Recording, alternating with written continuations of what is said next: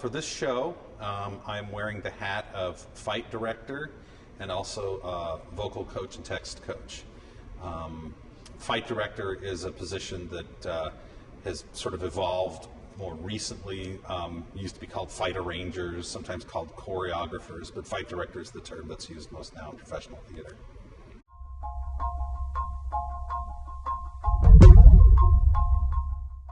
The story in Twelfth Night has to do with these twins, brother and sister, who look very, very much alike.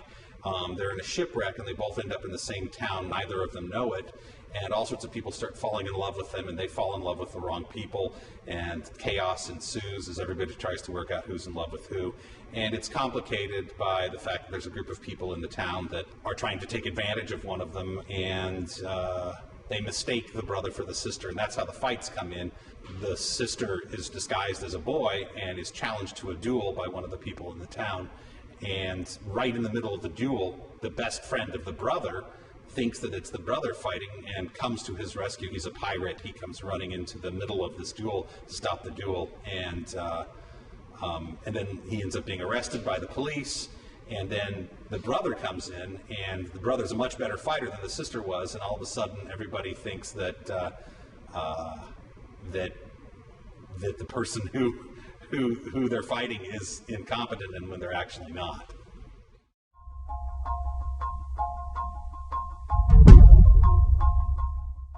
I fenced competitively when I was in high school, and a little bit in my 30s I fenced competitively. It helps a little bit in sort of understanding what you could possibly do with a sword, but stage combat is radically different than fencing.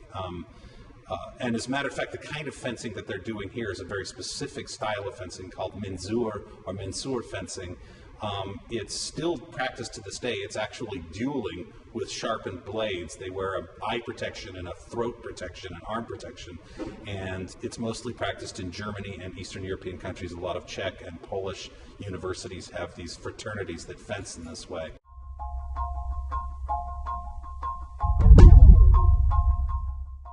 Well, in real life, you try to hide what you're going to do so that the person's surprised, and on stage, you show the person in the audience what you're going to do because it's all about storytelling. If I was to actually fight with a fencer, they'd know exactly what I was doing from the instant that I started doing it, because they would see the preparation and all the things that make it so that the audience can follow it, and they'd know exactly what I was doing. Whereas in real fencing, you try to not show until the very last second where you're going to attack from. So they're radically different in that way.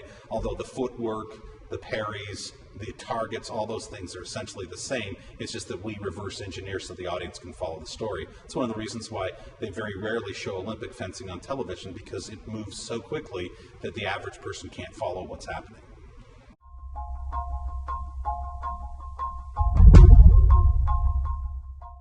Oh, they're great. It was really nice. Most of them have had fencing training. They study fencing as a part of their training in Russia. In our program, their junior year, they spend a semester in Russia, and an intensive part of their training is fencing.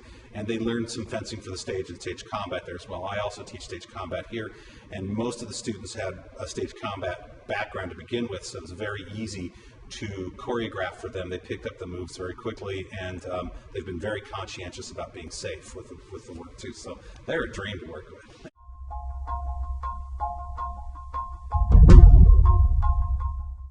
The mensur style, the swords are specifically a schlager blade, which is a thicker blade than most fencing blades and would have been sharpened. Ours aren't. Also, the pirate Antonio fights with what's called an Arkansas toothpick, which is a long knife that was used a lot by cowboys in the Wild West in the United States. And his other weapon is a curved blade. It's a kukuri blade that was used by Gurkha mercenaries. It still is to this day from Nepal. And the Gurkhas mostly work as mercenaries for the British government, and they're considered an elite fighting force. And that's the weapon that they've used. They developed out of using it kind of like a machete in jungles, and so it's a big, mean-looking knife. And then the guards use riot batons because it's a modern production to a certain extent, and so the guards have to fight this guy with these really mean-looking knives, and all they got is nightsticks, basically.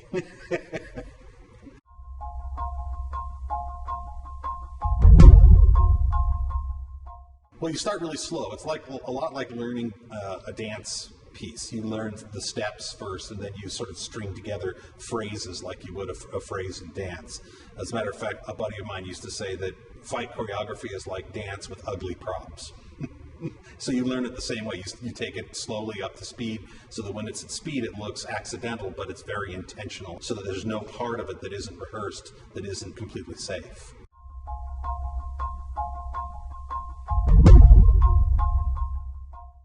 Oh, I have bad knees. I think they just beat the crap out of me, actually. But, I am old and wily, and sometimes old and wily beats out over, young and energetic. So we'll see. I'd probably give them a run for their money, but in the end, I think I'd be peppered with holes.